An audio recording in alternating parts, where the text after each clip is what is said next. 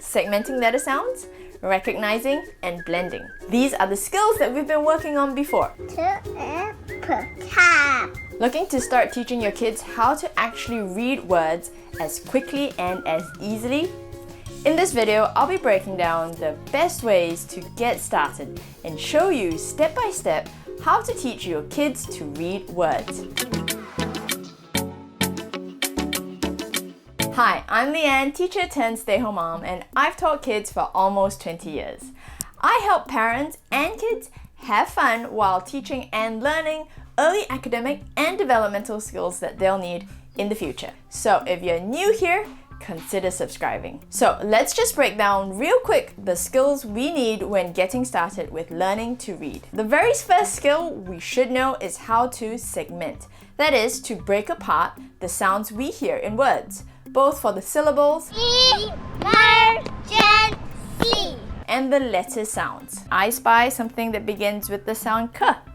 Check out the card up here or the link in the description below for more ideas on how to build that skill up. We also need to know the sounds of around half of the alphabets as well as some of the vowels. Remember, letter names are not helpful for reading skills, but we will need most of the vowels because every syllable in the English language must contain a vowel. Now, for the production, that is the making of the words, we need to be able to blend. That is, to put sounds together.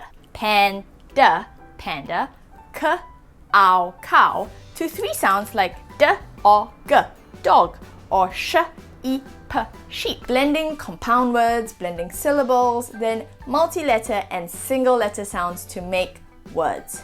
Click or tap up here or the link below to see how you can help your child blend sounds together. So now that we've got our listening skills, our letter sound situation, and blending all dialed in, it's time to get writing figured out. When I say writing, it doesn't have to be paper on pencil. I actually recommend getting a set of magnetic letter tiles first when starting out. Here's why. We want to separate the skill of identifying letter sound recognition from actual handwriting. Handwriting is a developing skill among kids at this age who are still learning to read, and we don't want to frustrate them or distract their efforts from the task of mastering the reading skill. You can get letter tiles with consonants and vowels in a different color, like this, or a set of My Bananagram tiles like this. And this is a great set because it comes with 2 letter diagraphs, which you can also use later on for more advanced reading and spelling. So whether you want to use it for the purpose of teaching to read like we are doing right now, or play the game later, you totally can. Now, if you want some extra ideas on how you can use these Bananagram tiles for games, I also made a video on that you can check it out here. There are the 3 skills we'll be using: listening to segment sounds, identifying sounds to the letters, and blending the sounds to form words. The first word is cat. I start with indicating with a whiteboard marker how many letters make up the word as a visual cue. Then the first thing we'll do is to segment the word into its separate sounds. We can slow down and draw out the word so kids can hear that cat is k-a-t. And as we say that, we point to each letter position we segment. Now let's find out which letters make the sound k-a-t. And as we make the word, let's say the sounds. After we've pointed to each letter and sound, we can blend the sounds together. K-a-t, cat. Dog. D. D. A. G. O. O. O. O. This. Yes. G. Yes. Okay. Can you make the word? Now, before we hit a couple of 4-letter words, do you recall any tricky words that defy the way you understand how to spell words? Like, why is the f in phone ph or the sh in sugar su? Let me know in the comments any other words, and we can see if we can break down an explanation that will help you or your kid remember how to spell those words. Alright, let's try a 4-letter word here. Stop. We cue the kids that it is a 4-letter word like so. We slow down to say the word so that they can hear the different parts as we point out the letter positions. St, op. The first sound we hear is a s and then a t, and then the vowel o, and the last sound is p. We blend the first two letter sounds together, s, t, st, and then at the last, op, st, op.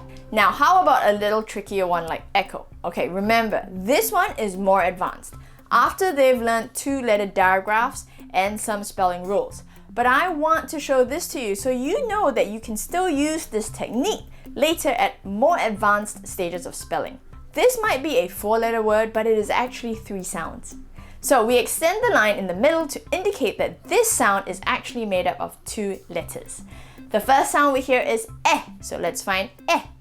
The second sound we hear is k, but this is not the tall K. CH says ch, k, sh. And for now, we will recognize that these two letters say k and put ch right here. The last sound is O, and we can use O because A-E-O-U says O at the end of a syllable. So that's how we can pull those skills together when it comes to starting reading instruction. Spelling first is the key transition to help the kids make sense of why words on a page sound the way they do. It shows them how the letters come together, and this helps them practice listening skills for independent spelling later on. If you want to learn how to make these language skills fun to learn, make sure to click or tap the screen or check out other videos I've done on using games to teach kids. And I can't wait to see you in a future video.